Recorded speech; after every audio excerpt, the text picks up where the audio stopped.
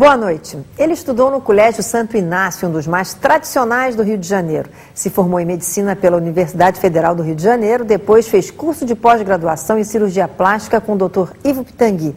E o discípulo seguiu os caminhos do mestre. Hoje é um dos mais conceituados cirurgiões plásticos do país. Fez mestrado na PUC do Rio, é membro titular da Sociedade Brasileira de Cirurgia Plástica, participou como palestrante em congressos no Brasil e no exterior. Atende em seu consultório artistas, empresários e até políticos.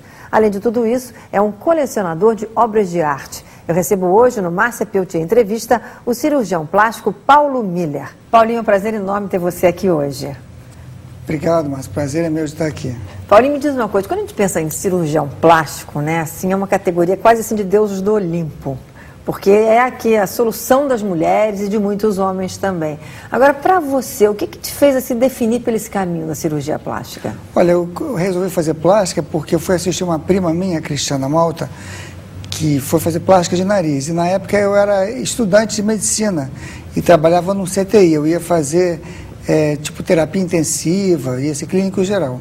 Ela falou assim, olha, vai lá me assistir porque você está estudando terapia intensiva, se eu tiver uma coisa você vai ver se eu estou passando. Primo do lado. Aí eu, como era estudante, fui lá assistir uma plástica de nariz que ela fez há muitos anos atrás. Aí eu gostei, porque essa coisa da medicina em si é muito dura, né, Márcia? As pessoas ficam doentes, é uma coisa de doença, e a plástica, por mais que seja, tenham coisas tristes também, como queimaduras e tumores, mas você sempre tem uma coisa de melhorar a pessoa de alguma maneira, e sempre é uma coisa positiva. Então eu achei que era uma especialidade, gostei dessa especialidade, aí me dediquei a essa área. Quer dizer, o cirurgião plástico, na verdade, ele traz a felicidade, né, quando ele consegue chegar aos anseios daquela pessoa, né? Eu acho que quando a gente pode oferecer o que ela quer, né, porque muitas vezes as pessoas querem coisas que não podem ser feitas, mas o segredo da plástica é, se o que ela quer, a gente pode oferecer. Quando existe essa combinação, aí eu acho que a plástica é bem positiva, porque ela funciona também como uma mola impulsionadora. De repente é um kick-off, a pessoa começa a cuidar mais da pele, aí a ginástica, corta o cabelo, enfim, é um conjunto de levanta a autoestima. E isso é o mais importante. Agora, Paulinho, eu estava imaginando assim que, quando eu perguntei, eu falei assim, né, você entrega o que as pessoas querem, mas eu fico imaginando o cirurgião plástico, o tipo de coisa que ele não ouve lá das pessoas, que ele olha e deve achar, não, isso é impossível, né? Como é que você consegue transformar aquele pedido impossível em algo possível, porque a pessoa entenda e aceite? Muitas vezes eu noto que a pessoa quer fazer alguma coisa, quer dizer, na verdade ela vai lá com uma queixa, mas no fundo o que ela quer é melhorar. Quando existe essa possibilidade, por exemplo, ela vem para fazer uma coisa e eu meio que falo, olha, isso aí não vale a pena, mas se você fizer, por exemplo, os olhos, tem essas bolsas aqui embaixo, você vai ficar muito bem. E às vezes tira o foco daquela área e vai para outra e a pessoa fica feliz. E muitas vezes não, ela está realmente focalizando numa coisa que é um problema para ela e que não tem solução, e aí é melhor ela ou aceitar isso ou procurar outras alternativas de tratamentos dermatológicos, aparelhos que podem de alguma maneira melhorar aquilo. São duas especialidades recentes na medicina, né? A psicanálise e a cirurgia plástica, que cresceram um pouco juntas. Eu acho que uma tem muito a ver com a outra, porque no fundo, se a pessoa não estiver bem preparada psicologicamente, o resultado da plástica não vai ser boa. E também se você tiver um trauma psicológico devido a algum defeito físico que você tem, não tem porque você sofrer e fazer anos de análise, se você pode em 2 horas resolver o problema que você tem. Os casos que aparecem lá são mais o quê? São mais pessoas que têm problemas ou, na verdade, as pessoas acham que têm um problema? Mas isso de problema é muito relativo, porque às vezes um pequeno problema, uma mulher linda, bonita, ela começou a envelhecer, está com 40 e poucos anos e o rosto deu uma caidinha. Para ela isso pode ser um problema muito maior do que, por exemplo, uma pessoa que tem uma cicatriz, a vida inteira nasceu com ela, já está acostumada com aquela cicatriz. Então, isso de problema é muito relativo, né? O problema é o momento que a pessoa está vivendo e, às vezes, o que é problema para um não é problema para outro. Mas eu acho que o que eu mais faço no meu dia a dia é a cirurgia de rosto, facelift, que é, tipo assim, 60% do meu movimento. E o resto é variado, tem coisas de corpo, enfim. E qual é a idade ideal para a mulher fazer um facelift? Olha, os melhores resultados que a gente tem da plástica são de 45 a 55 para a mulher, que a mulher está bonita, está jovem, deu uma caidinha, não precisa de muita coisa, pouca coisa dá um bom resultado. E para o homem um pouco mais tarde, porque a gente tem vantagens também. Tem vantagem, né, Paulinho? Envelhecemos um pouco mais tarde que a mulher, porque faz a barba, enfim, é um peeling diário que o homem vai fazendo. E o homem, eu acho que tem que operar um pouco mais velho, de 55 a 65, aí ele dá um bom resultado. Agora, o que é mais difícil para disfarçar? Porque a mulher, ela opera, depois ela se maqueia, ela faz mil truques, né? O homem não, tá de cara lavada o tempo todo, né? O homem é mais difícil de operar, mas é um paciente melhor como paciente. Por quê, Paulinho? Porque são menos exigentes. Ah, é? A mulher, ela é muito exigente. A mulher, você vê que a mulher, ela olha no espelho, ela vê os milímetros, ela se analisa muito, é muito crítica com ela mesma. Tem as amigas também, né? Ou amigas íntimas, ou inimigas. As inimigas íntimas. As inimigas íntimas que podem também acabar com o resultado. Naquele período intermediário que a mulher acaba de fazer uma plástica, se ela não está muito segura e muito apoiada pelo companheiro ou pela família ou por alguma coisa, se ela encontra uma inimiga dessa e diz, nossa, você está assim, ela já perde desmonta. Um pouco. Porque pode ficar, é um momento crítico, né? É um momento que a pessoa tem que ter confiança no cirurgião e esperar passar aquele pós-operatório que todos têm que passar. Já o homem não, ele é diferente. O homem, por exemplo, ele não escuta ninguém. Se ele está seguro com você, ele já tem uma segurança ali, já é uma relação que se faz de confiança. Ele não quer sofrer. Pós-operatório. Não quer sofrer, não quer sofrer. Não quer, por exemplo, sentir dor. E ele não se porta muito assim. Se der uma melhorada no homem, eu acho que ele fica feliz. Eu acho que a mulher já é mais exigente. Então, os pacientes masculinos são muito bons, são bons pacientes. Agora, o homem, quando ele procura um cirurgião plástico, o que ele tem em mente? O que ele quer mais? Ele quer o quê? Olha, não é ficar mais bonito, é? Muitas vezes corrigir alguma coisa, por exemplo, bolsas, palpebrais, que dá o ar que a pessoa bebeu de noite. Muito pescoço também, que vai botar a gravata e sobe aquela papada e aí já começa a incomodar. É uma cirurgia mais, vamos dizer assim, de higiene ou de limpeza, né? Que é uma melhorada, mas... Eu fiquei achando que era um homem que quer ficar muito sempre mais jovem, ele quer mais assim... Não, eu acho que não é muito essa onda, não. Né? Eu acho que é mais de melhorar um pouco. Claro, dentro disso tudo, existe a procura da juventude, que é uma coisa constante no nosso dia a dia, no Brasil, né, no mundo todo. O belo e o jovem é a procura de todos os dias. Tudo a gente faz para ficar mais jovem, ginástica, dieta, cuida da pele, enfim, a plástica está entre essas coisas que eles podem fazer. Agora, o Paulinho, o homem quando ele procura cirurgia plástica, quer dizer, ele vai esconder as cicatrizes como, né? Porque a mulher tem o recurso dos cabelos. Olha, se o homem é da maquiagem. O homem é totalmente careca, como eu, por exemplo, é mais complicado. Para os olhos não, porque os olhos não ficam cicatrizes. Mas para a cirurgia de rosto é um pouco mais complexo.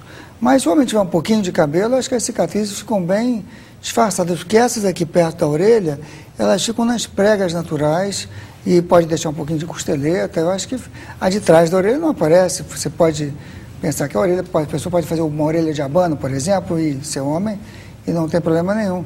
Eu acho que as cicatrizes também melhoraram muito, tem muita coisa que a gente pode fazer para melhorar uma cicatriz no pós-operatório. Eu acho que o problema maior é a calvície. Quando a pessoa tem realmente muito, muito pouco cabelo, aí tem que ser uma coisa a ser pensada, ou então deixar o cabelo crescer um pouquinho mais no pós-operatório. Quer dizer, o homem procura o quê? Bolsa e pescoço. Bolsa e pescoço e muita lipoaspiração também da cintura, dessa região do tal do pneuzinho, do flanco. E vem cá, que as mulheres reclamam a beça que dói muito. O homem não reclama muito nessa hora, não? O homem também reclama.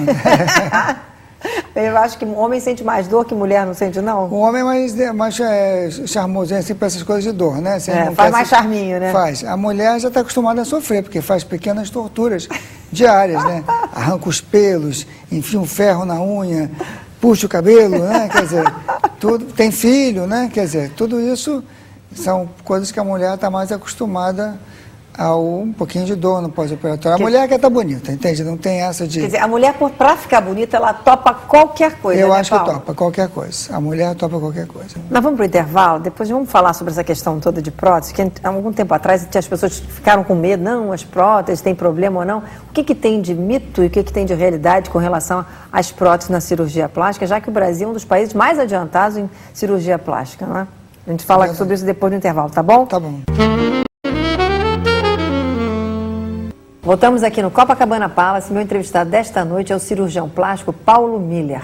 Paulinho para os íntimos, né, Paulinho? Você é uma pessoa tão querida, tem tanta gente aqui que é sua amiga, que eu sei que se trata com você. A gente não vai falar quem, né? Nunca. Porque tem o sigilo, né, Paulo? Ainda tem isso, né? O cirurgião não pode falar nada, né? Não, não deve falar. Eu acho que isso aí é um segredo entre nós. Eu gosto muito de quando encontro alguém que a pessoa está bem e a pessoa me dá uma piscada e vê que, entendeu? É uma coisa assim, é um segredo. Tem uma cumplicidade. Tem uma com cumplicidade. você. Agora, tem uma história engraçada que tem uma moça muito bonita que eu operei e ela era famosa e tudo. Ela disse, olha, quando eu encontrar com você, não me cumprimente. Então, passei por ela, não cumprimentei. Não cumprimente. Não cumprimente, não podia nem falar. Aí, quando a gente estava na fila do banheiro, uma festa que eu fui, um aniversário de alguém, ela falou assim, aqui você pode me cumprimentar. Eu falei, você escolhe, ou eu cumprimento você, ou eu não cumprimento, porque não dá para ficar cumprimentando um dia. Mas eu acho que é um segredo que a pessoa tem direito de ter, mas também é um pouco bobagem, porque hoje em dia eu acho que a plástica pode ser um pouco desmistificada, né? Por que não falar? É pessoal, né? É verdade. É. Vamos voltar então à questão sobre a questão das próteses. O que tem de mito e realidade? Afinal de contas, teve problema alguns anos atrás, nós tivemos algumas próteses que tiveram problema, mas isso é uma coisa que já está completamente ultrapassada, Paulinho? Olha, eu acho que prótese, tudo que é prótese é um corpo estranho. Então, um corpo estranho, o organismo vai reagir contra esse corpo estranho ao longo dos anos. Mas as próteses que nós utilizamos agora, elas têm um pouco um diferencial, porque o silicone que tem dentro delas é um silicone de alta coesão. Então, por exemplo, se partir uma prótese dessa, ela fica como se fosse uma geleia de mocotó, não é um silicone líquido. E essas próteses que deram problemas no passado, porque se acreditava que quanto mais líquido fosse o silicone que tivesse dentro, mais macia ia ficar a prótese e o resultado ia ficar assim, mais molinho. E é o contrário, quanto mais líquido tinha o silicone, mais as próteses se encapsulavam.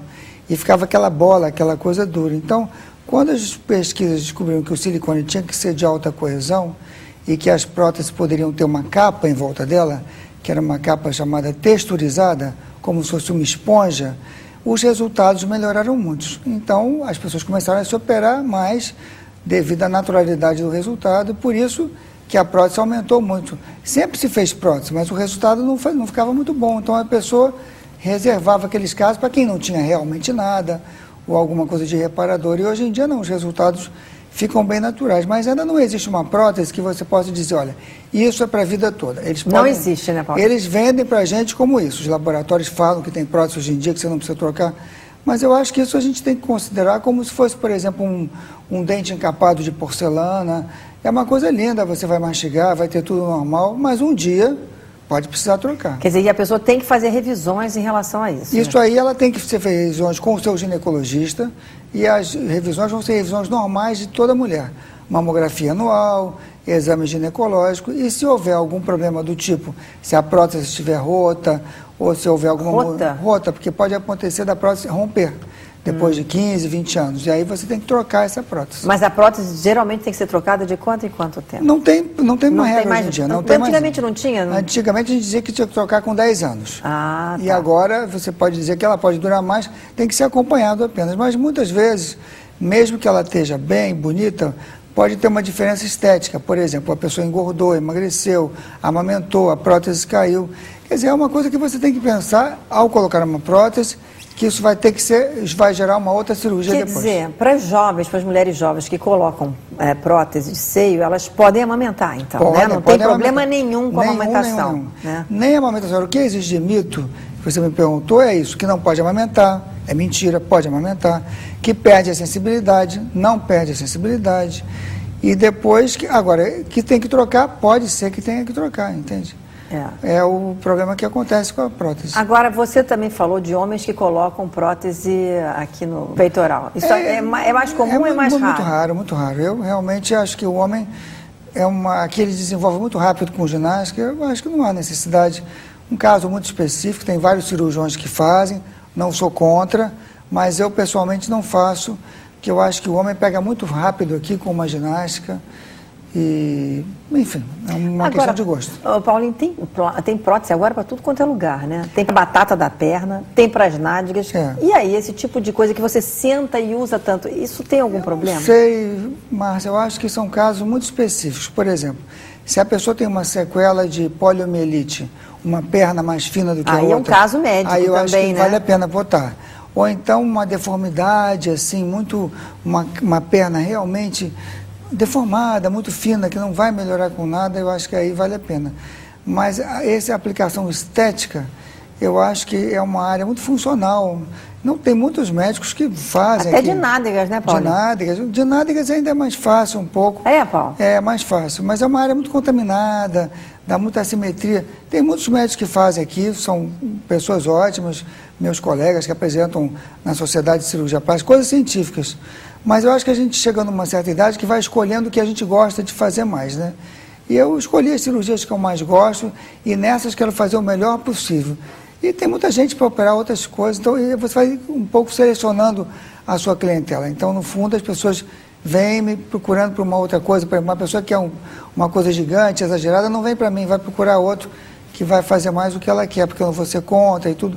Mas eu não tenho nada contra as próteses cristalinas, só que eu não faço. Você não faz? Não faço. Agora, eu prefiro trabalhar com a gordura, por exemplo. As lipoenxertias melhoraram muito nos últimos anos, porque tem umas novidades na plástica que a gente viu que realmente... Por exemplo, Paulo? Por exemplo, essa gordura que você retira da região dos flancos e injeta na nádega, antigamente você injetava isso de uma maneira empírica. Hoje em dia você já sabe que essa gordura tem uma sobrevida, que ela pega como um enxerto livre na área que você injeta, você pode ter um bom resultado com isso. E toda essa pesquisa também de célula-tronco tem muito a ver com essa gordura lipoaspirada, porque já chegaram a essa conclusão, trabalhos de pesquisa, que essa gordura que a gente tira dali, porque todo mundo jogava fora ou injetava, dizendo assim, vamos botar um pouquinho de gordura ali, mas assim, era quase como se fosse um brinde da pessoa. Hoje em dia você já sabe que não. Da maneira, se você tirar essa gordura de uma maneira atraumática, com cânulas especiais, você injeta gordura e célula-tronco. Teoricamente você poderia rejuvenescer essa pessoa, quer dizer, a plástica vai estar muito mexida nessa área toda dessa pesquisa, porque são duas áreas doadoras boas, é a medula óssea e essa gordura. Olha, eu nunca tinha ouvido falar que essa gordura teria... tem células-tronco também. Células-tronco também. Quer dizer, mas essa aplicação dela seria só em lugares assim como nádegas ou também no rosto? Não, pode fazer no rosto para rejuvenescer. É mesmo? Isso vai ser todo um futuro da cirurgia plástica, né? Porque o futuro vai ser, de repente, não sei, estou falando, mas não sou uma pessoa que lê sobre a minha especialidade, mas eu não tenho experiência com isso. O que a gente sabe é que ao tirar essa gordura, você no futuro pode mandar fazer uma cultura dessas células e depois injetar no rosto, rejuvenescendo áreas do rosto, entende? Quer dizer, substituiria alguns produtos que se injetam hoje em dia no rosto? Eu acho que seria uma coisa parecida. Não vai tirar a flacidez de ninguém, quer dizer, não vai tirar a cirurgia plástica, mas pode retardar um pouco, pode rejuvenescer áreas que são difíceis de tratar, como em volta da boca. Pois é, em volta da boca, eu acho que às vezes a gente vê coisas assim que as pessoas ficam deformadas, né, Paulinho? É, porque você colocar esses produtos não absorvíveis, aí também é uma questão de opção, né? Não tem nada contra, mas a Sociedade de Cirurgia Plástica, isso eu posso falar, porque eu sou um membro titular, então posso dizer que a sociedade é contra a injeção de silicone líquido no rosto. Então isso aí não tem discussão, porque é uma posição oficial da sociedade. E né? muitas pessoas ficaram deformadas numa época que se fazia isso, né, Paulo? Porque o silicone... Isso foi quando? Na década de 70, 80? Década de 70, um pouco antes, talvez, porque o silicone líquido usou-se em alguns casos com resultados fantásticos, porque quando não dá um problema... é uma beleza, porque não absorve e fica ali para sempre. Mas quando dá um problema, pode dar reações inflamatórias, pode dar, por exemplo, pústulas. Então, é uma área, a gente não deve usar nada que seja, pode dar certo em alguns casos, outros não. Então, eu acho que no rosto, eu sou a favor dos produtos absorvíveis. Então, o Botox é ótimo, porque você é colocado e é absorvível. E tudo que for rico em ácido hialurônico também é bom, porque em 6 meses está indo embora e eu acho que pode dar um bom complemento. Mas em relação a essas rugas em volta da boca, a gente tem colocado ultimamente a gordura, né? Porque essa gordura que a gente tira com um pouquinho de lipo, injetando, rejuvenesce um pouco essa área. E os peelings também, porque os peelings também podem melhorar muito a qualidade da pele em volta da boca, né? Eu fico imaginando quantas pessoas não chegam no seu consultório e pedem a boca da Angelina Jolie. Aí seria, eu quero ficar com a cara do Brad Pitt. mas deve acontecer isso, né, Paulinho? Acontece, mas aí também não dá, né? Porque aquela boca combina com ela, né? Aquela boca combina com ela, deixa as pessoas, difícil às vezes as pessoas entenderem, né? Porque uma boca muito grande de uma pessoa que não dá. Mas pode melhorar, eu acho que a boca vai perdendo um pouco de volume com a idade, isso é verdade. Então você colocar um pouquinho de ácido hialurônico, encher um pouquinho de gordura, pode ser um bom complemento para cirurgia de rosto, ou então alguma pessoa que realmente tem uma deformidade, enfim, tem casos e casos. Paulinho, a gente vai para o intervalo, na volta, essa coisa do cirurgião plástico é um escultor da beleza, né? O senso estético, né? Na hora que você está operando, tem uma hora que você tem que pensar ali no senso estético, às vezes você vê uma coisa que até a pessoa não tinha visto e você tem que agir nesse momento. Como é que é na hora da cirurgia mesmo, tá bom?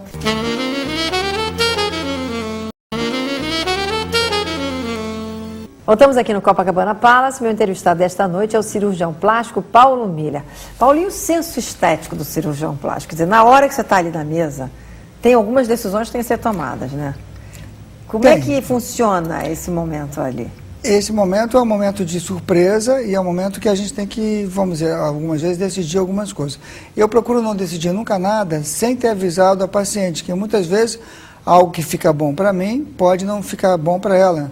Por exemplo, às vezes você acha que vai fazer alguma coisa. Se eu não combinei, eu procuro não fazer. Mas tem certas coisinhas pequenas que às vezes tem que ser feitas. Por exemplo, um pouco mais de lipo num lado, ou aumentar um pouco uma cicatriz, porque senão não vai ficar bom. Mas eu procuro sempre me ater um pouco ao plano, porque por isso a gente tem que fazer uma consulta antes da cirurgia. E aí você vê a pessoa bem acordada, a não ser que seja uma emergência. Às vezes eu posso, o que acontece mais comigo nesse aspecto de última hora, é às vezes ter que suspender alguma coisa. Por exemplo, você vai fazer uma cirurgia e ela sangra um pouco mais do que o normal, e é uma cirurgia dupla, você vai fazer o peito e a barriga, aí eu digo, não vou fazer mais o peito e faço, por exemplo, só o abdômen. Então tem coisas que a gente tem que adaptar na hora, em função da paciente também, de como ela passou na anestesia, e até coisas de suspender a cirurgia, porque chega lá para operar, está com algum problema, coisas assim. Mas eu procuro sempre me ater, não mudar muito o plano, porque senão as pessoas muitas vezes podem ficar chateadas com coisas que para nós vão melhorar e para ela está satisfeita com aquilo. Agora, Paulinho, essa questão de plástica de barriga ou lipoaspiração, como é que tem que ser a decisão nessa hora? Olha, a decisão é assim, quando é uma pessoa jovem que tem uma gordura localizada e sem flacidez, a lipoaspiração é o melhor resultado que tem. É seguro, é ótimo. E nos homens também, porque o homem não teve filho, não tem flacidez. Quando uma pessoa já tem um pouquinho de flacidez e uma gordura localizada, aí nós fazemos então uma lipo com uma mini plástica. Através de uma pequena cicatriz, como se fosse uma cesariana, nós então puxamos um pouquinho a pele da barriga e fazemos a lipoaspiração. Agora, quando já existe aquela barriga flácida de 3 gestações, a pessoa tem uma flacidez importante, não adianta lipo, mini plástica, nada disso, que é perder tempo. Aí tem que partir para a plástica de barriga mesmo, convencional, que vai ter uma cicatriz grande, mas também é um resultado para toda a vida. Agora, a pessoa que faz plástica de barriga não deve ter filho depois, né? Porque senão estraga a plástica, não estraga. Olha, eu já tive uma cliente que ela fez a plástica de barriga, separou do marido. Casou de novo? E saiu com o marido um dia, depois teve um negócio de com o mesmo marido? E com o mesmo marido. Engravidou pela 4ª vez, e muito católica, e teve esse filho. E a barriga ficou muito bem. Foi o único caso que eu vi, que eu já tinha feito uma plástica completa de barriga, e ela teve um outro filho depois. Mas a pele do ser humano é muito elástica, né? Quer dizer, vai cedendo aos poucos, pode perder um pouco o resultado, mas teoricamente não seria alguma coisa para você fazer e engravidar. Engravidar, né? Mas já que aconteceu, ela também teve a criança. Agora, Paulinho, você está falando dessa história. Estou me lembrando aqui de uma história quando eu entrevistei o Dr. Ivo Pitangui, que ele contou que foi uma senhora de uns 70 e tantos anos no consultório dele, queria se operar, fazer plástica de nariz, e ele tentando demovê-la de fazer a plástica, e ele disse, não, doutor, eu não vou ser enterrada com esse nariz, que esse foi o argumento que convenceu que ele tinha que fazer essa plástica, ela ficou ótima, né? Então tem certos argumentos que o médico não consegue ultrapassar, mesmo com bom senso de que uma pessoa de tanta idade não deveria fazer uma cirurgia de nariz, né? Você tem casos assim também, Paulinho? Olha, segundo o Bonner, a gente vai viver 100 anos, então o ser humano vai se preparar para viver bem esses 100 anos, né?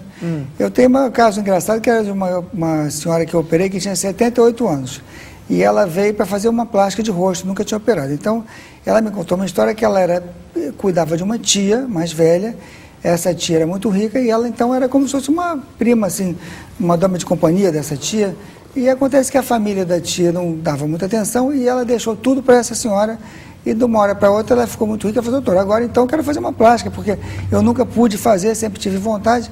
Eu falei, bom, a senhora vai ter que ir a 2 cardiologistas para ver se a senhora está em boas condições. 2, né? Para ter certeza absoluta. Ela não tinha nada, era melhor que eu e que você. Operou, ficou muito bem, teve um ótimo resultado e animadíssimo. E depois ela falou, olha, agora então vou fazer uma outra coisa que eu sempre quis fazer. Um cruzeiro pelas ilhas gregas. Aí foi fazer um cruzeiro e arranjou um namorado. Tá vendo? Aos 78. Aos 78. Quer dizer que... Não tem idade, Não você, tem. se tiver com a saúde boa, né? Eu acho. Mas fica bem uma pessoa que faz uma plástica tão tarde assim? Não se pode exigir um resultado tão bom quanto uma pessoa de 40 e poucos anos, porque a pele tem outro tônus, outra elasticidade, não dura tanto, mas pode dar uma boa melhorada. Eu acho que não tem nenhuma contraindicação. E qual é a duração média de uma plástica de rosto? Normalmente, uma plástica de rosto, fazendo em torno de 40, 50 anos, ela dura de 10 a 8 anos, dependendo do tipo de vida que a pessoa tem. Por exemplo, que tipo de vida? Por exemplo, se a pessoa usa muitas drogas, se bebe muito, se vai ao sol, se não se alimenta direito, se engorda e emagrece, são todos fatores ruins para a duração de uma plástica. Mas se é uma pessoa que se cuida, que tem uma vida boa, que não vai engordar nem emagrecer, porque engorda, emagrece, a tendência vai ser ficar com mais flacidez, mas a gente pode dar uma durabilidade de 10 anos, mais ou menos. E como é que você chega e olha para a pessoa, não, sua plástica já venceu, já está com a validade vencida, como é que é, Não, Paulinho? isso é um desejo da pessoa, mas muitas, por exemplo, agora eu estou num momento muito legal da minha vida, que é assim, muitas pessoas que eu já operei há 10, 12 anos, estão voltando para fazer outra plástica, fazer um segundo tempo, né? Como a gente fala, um refrescamento. Adorei essa palavra, refrescamento é ótimo, né? Então, esse refrescamento, ele tem algumas coisas especiais, que como a pessoa já mexeu uma vez, você tem que ter certos cuidados para a pessoa não continuar natural nesse segundo lifting. Mas tem umas que vêm, por exemplo, com 5 anos, aí eu falo, não, espera um pouquinho mais, e hoje em dia a gente pode colocar um pouquinho de Restylane, de ácido hialurônico, e um pouco enrolando um pouco aquela pessoa, porque o problema, Márcia, é aquela pessoa que com 45, uma mulher linda, faz uma primeira plástica, fica muito bem, passaram-se 5 anos, caiu um pouquinho, e ela, em vez de esperar mais 5 anos e fazer daqui a 10 anos, com 50 e pouco, ela faz um segundo lifting 5 anos depois, e aí quando chega com 50 e poucos, ela está fazendo 3. Aí já tem 3 liftings, um seguido do outro, numa pessoa muito jovem, não tem o cirurgião, por melhor que seja, que deixe essa pessoa com uma cara tão natural, quanto se a pessoa der um intervalo maior. Eu acho que um intervalo de 10 anos... 10 anos, né? Agora, às vezes a gente vê pessoas de uma outra geração, seus mais idosos, que fizeram plástica numa época que eu acho que não tinha tanto esse conceito. As pessoas já fizeram muitas plásticas, né? Então, quantas plásticas a pessoa pode fazer durante a vida? Recomendável? Eu acho que até 3 cirurgias de rosto a pessoa pode fazer sem parecer que está com plástica. Até 3? Até 3. Faz, por exemplo, uma com 40 e pouco, 50, passa-se 10 anos, uma com 60 e pouco, e uma mais velha com 70 e tantos. Aí faz mais o pescoço, faz um finalzinho, sempre evoluindo com a idade e evoluindo com a naturalidade da idade, porque também você tem que aceitar a idade que você tem. Pois é, porque também a pessoa não pode achar que vai ficar com a cara de uma criança, né, de uma garota, né, Paulinho? Pois é, mas isso aí você acha, mas tem pessoas que não acham assim. Não acham, né? Tem pessoas que se veem jovem, querem fazer... Enfim, é tudo muito difícil, né, essa parte da plástica. Você, às vezes, frear um pouco as pessoas, mas também eu me lembro de uma moça de São Paulo que era conhecida lá e que ela era minha cliente, ela queria botar um silicone. Ela já tinha operado com outros médicos 3 vezes. 3 vezes os seios? Botava, e depois tinha um problema, tirava, e estava bem. O último médico tinha feito uma coisa, eu falei, não faça, você vai ter um problema, você já operou 3 vezes, o que eu vou ser melhor do que os outros? Não, mas eu quero. Também, quando uma pessoa está disposta, ela troca de médico, ela vai para outro. Vai para outro. E vai operar. Então, quer dizer, às vezes não é nem uma questão do médico que operou. Ele pode ter chegado para ela e falado, não faça agora.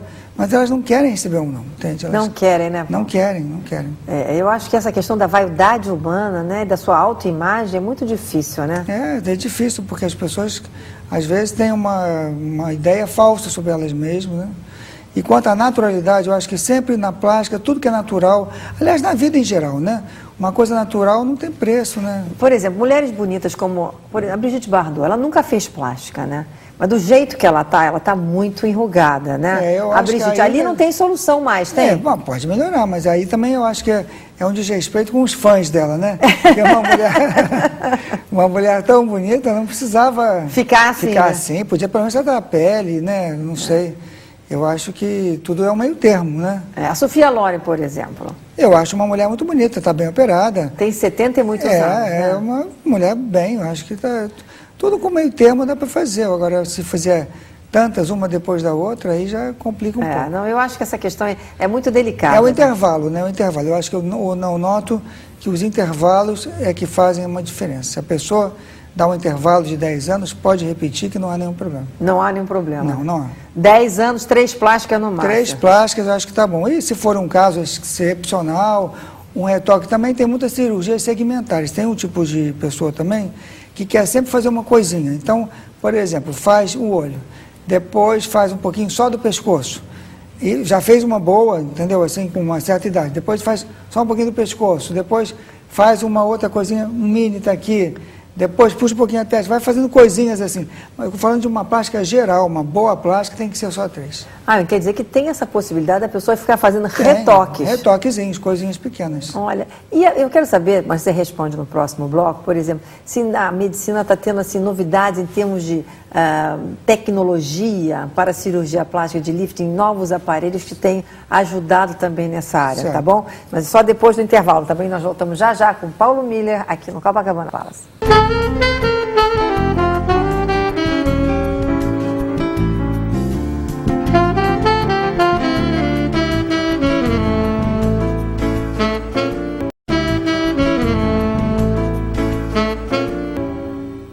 Voltamos aqui no Copacabana Palace. Meu entrevistado desta noite é o cirurgião plástico Paulo Miller, que cirurgião, a gente não fala nome, mas de muitas artistas socialites aqui do Rio de Janeiro, né, Paulinho? Me diz uma coisa, tem alguma novidade em termos de tecnologia para a cirurgia de rosto agora, nesse mundo tão tecnológico? Eu acho que existe sim, Márcia, porque olha só, a plástica ela vai fazendo evoluções, né, no rosto.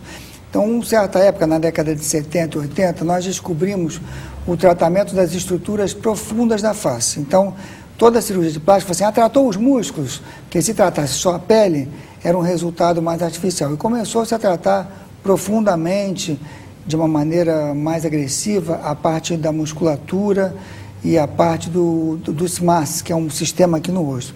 Agora houve um pouco uma volta ao passado e nós estamos fazendo mais plicatura, quer dizer, um tratamento dessa região de uma maneira um pouco mais conservadora.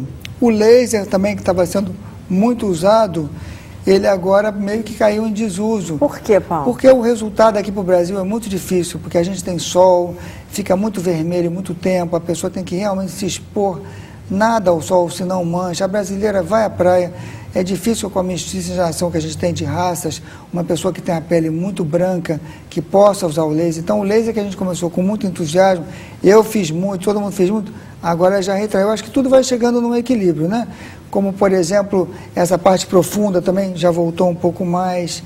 E o que tem de mais novidade agora é em relação às cânulas de lipo, que estão muito fininhas, então a gente pode trabalhar bem um pescoço, mas mudou muito a parte em volta dos olhos. Essa parte em volta dos olhos, nesses últimos 10 anos, realmente ela foi bem revolucionada, porque a gente agora tem trabalhado muito o canto do olho, por exemplo, aquele olho que está meio triste, a gente dá um ponto por dentro, levantando o canto do olho, é um procedimento que se chama cantopexia, que você pode tirar aquele olhar triste e dar uma levantada.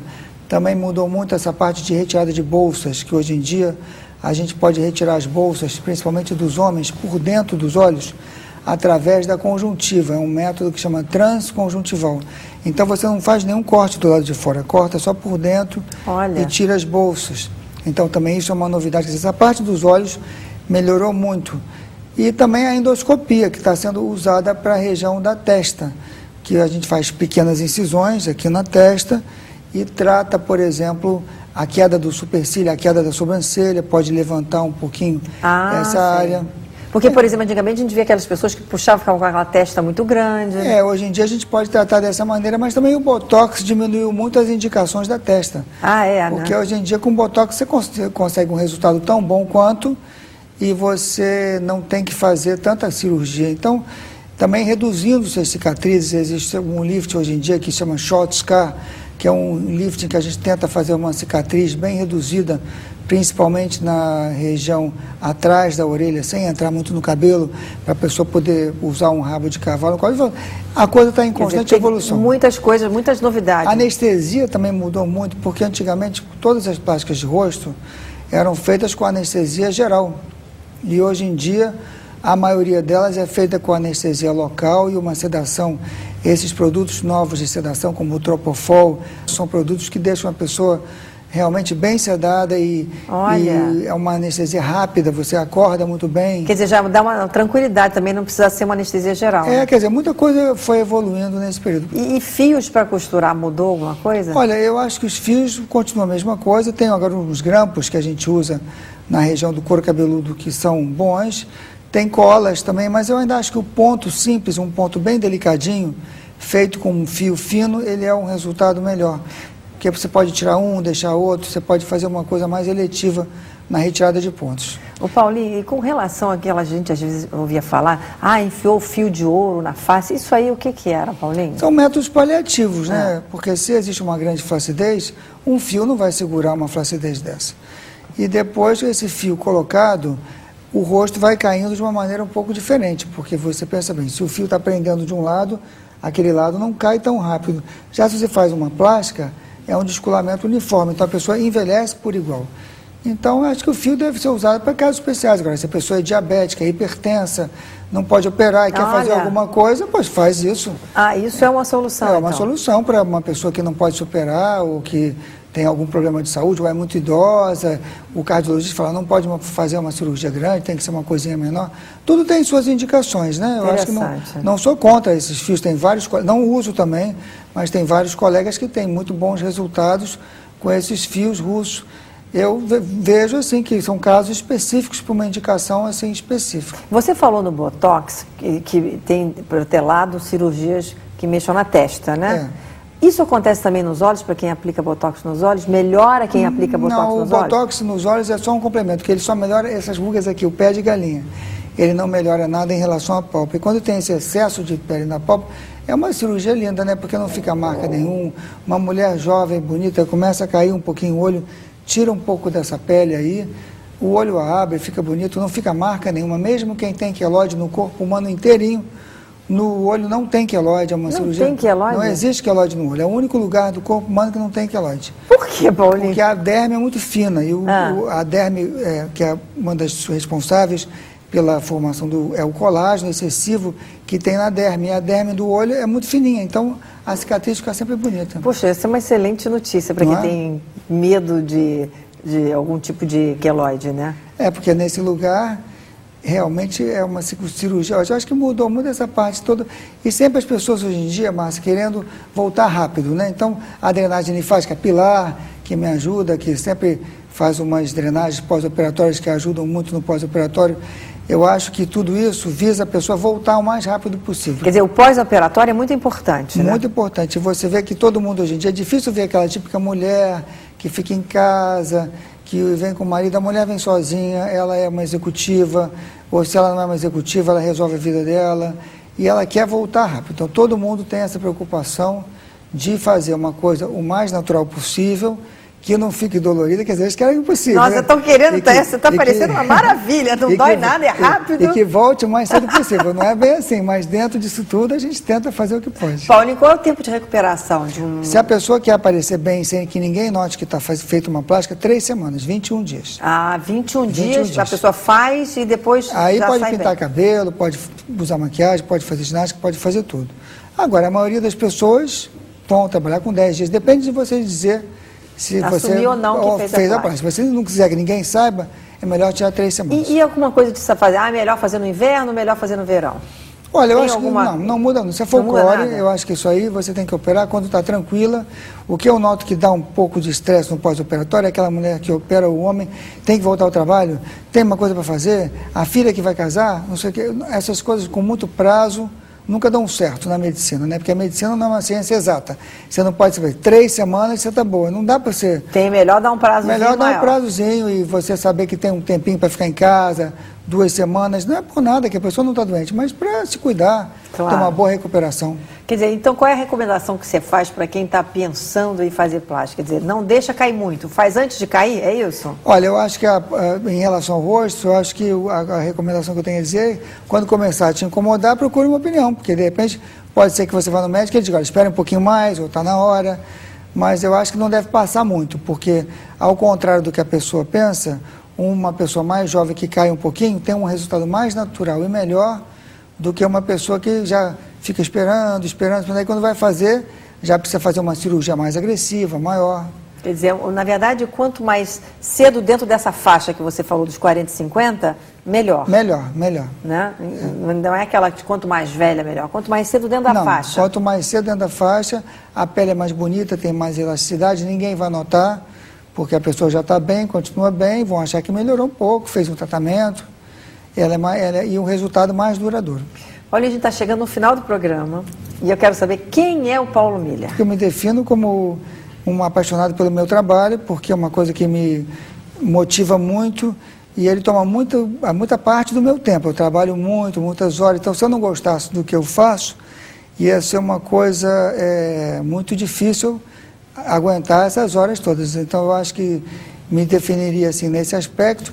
E no aspecto da vida em geral, eu sou uma pessoa que gosta muito de sair, gosto muito de sair festa, jantar. Eu saio toda noite, eu vou jantar fora. Eu já tenho uma rotina muito dura. Então, eu estava falando para você, minha rotina é assim, acordo de manhã, vou trabalhar, vou para o centro cirúrgico, vou para o consultório, depois venho aqui para o Copa, faço minha ginástica, daqui já tomo banho, já vou jantar e aí volto. Então, eu faço uma rotina assim, procuro sair um pouco à noite, senão você fica muito preso num centro cirúrgico, numa sala de curativos e tudo isso. Então, à noite, se for sair daqui, for para minha casa, eu piro. Eu tenho que sair, ir num restaurante, comer uma coisinha. Meia-noite estou em casa, mas eu saio toda noite. Tem que dormir um pouquinho também, mas tem que distrair também, Tem que sair um pouquinho. Paulinho, muito obrigado pela sua entrevista. Adorei a nossa entrevista. Obrigado a você, Márcia. Bom, você já sabe, na próxima terça-feira você tem um encontro marcado comigo aqui no Copacabana Palace, onde eu estarei entrevistando outra personalidade que faz notícia. Uma boa noite para todos vocês. Até terça que vem.